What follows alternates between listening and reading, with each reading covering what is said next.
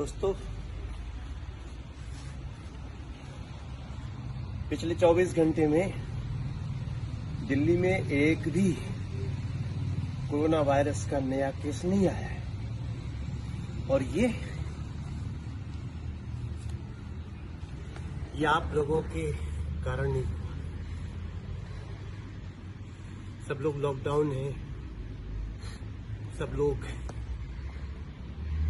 Social distancing अपना रहे हैं और thanks to Narendra Modi ji, Janata curfew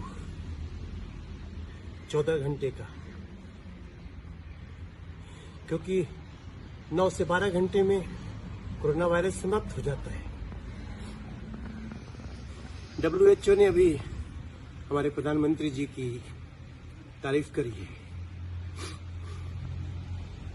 दोस्तों, हम कोरोना को हराएंगे। थोड़ा सा सब्र और जहां भी रहिए थोड़ा दौड़िए, घर में एक्सरसाइज करिए, थोड़ा सब्र और।